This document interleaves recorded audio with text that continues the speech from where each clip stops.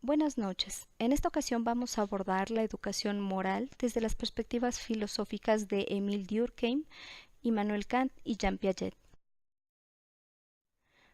Para Durkheim, por ejemplo, era importante el visibilizar que los grupos sociales iban más allá de una suma de características, sino que la estabilidad social se basaba en valores compartidos de la sociedad, de la moralidad y la religión.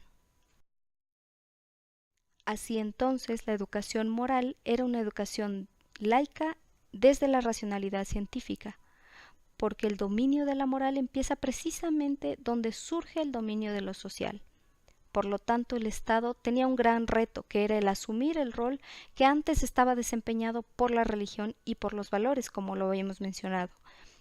Entonces, el individuo se vuelve el centro de esta educación, teniendo algunos ejes como la familia, la sociedad y la escuela.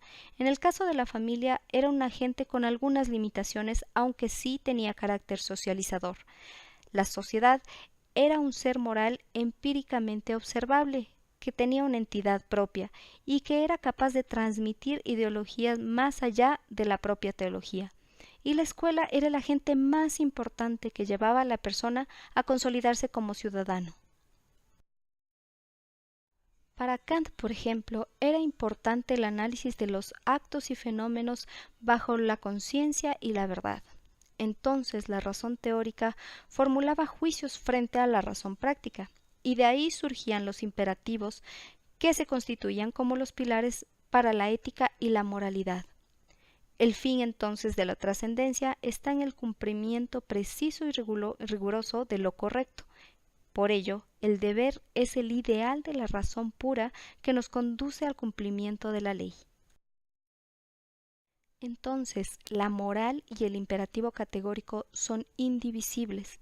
De ahí que la moral se convierte en la búsqueda de la felicidad a través de la razón, y su sustento será: la razón debe primar sobre la voluntad, y los sentimientos no tendrán influencia alguna sobre el actuar y la moral del sujeto. Más bien, la realización y la autonomía serán parte de la construcción moral del individuo. El cumplimiento del deber va a ser un principio categórico que va a favorecer el bien común. Por su parte, Piaget fusiona elementos del racionalismo, el empirismo y algunas formas de intuición y categorías cognitivas, y para él entonces es importante considerar la construcción del desarrollo de la moral a través de las etapas biológicas del ser. Aborda, por ejemplo, también estructuras cognitivas propuestas por Kant, desde una nueva visión más ontogenética, es decir, de transmisión genética y con resultados visibles en las experiencias. Afirma que el ser humano desde edades tempranas no actúa de una forma racional, sino más bien desde un ego infantil. Por ello, no está implicado en su actuar una conducta social. De ahí que propone dos tipos de conducta, una más bien obligatoria y otra de carácter cooperativa. Estas dos conductas se ven reflejadas en tres etapas. La primera es una etapa heteronómica, que quiere decir que no existe una conciencia ni consideración de las reglas, sino más bien una aceptación y obediencia absoluta, pero desde afuera, es decir, reglas que son impuestas a los niños a través de la voluntad de los adultos o del criterio de los adultos. Cualquier asunto de la moral es abordado desde una dicotomía: lo correcto o lo incorrecto, o el premio y castigo. Ya en una segunda etapa se evoluciona a una moral solidaria, en la cual más bien las reglas se componen de un respeto y un establecimiento mutuo de acuerdos. Surgen manifestaciones de honestidad y justicia, y las normas se respetan con gran rigidez, pero desde la solidaridad. Y en una tercera etapa, que ya es más bien una moral autónoma y equitativa, surge el altruismo y la compasión, y la moral es autónoma, porque se crea un código propio de conducta de la persona y ya se toman decisiones propias.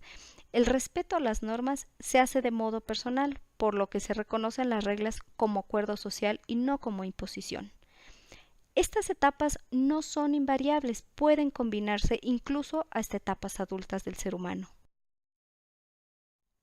Una vez analizadas todas estas propuestas, cabe decir que el desarrollo humano emerge como una alternativa positiva en la cual se observa al ser humano como un potencial, como cada persona puede llegar a ser la mejor versión de sí misma, en la cual los valores esenciales puedan ser compartidos de manera social y sustentada para lograr comportamientos genuinos, considerados y con una moral congruente. Muchas gracias por su atención. Hasta la próxima.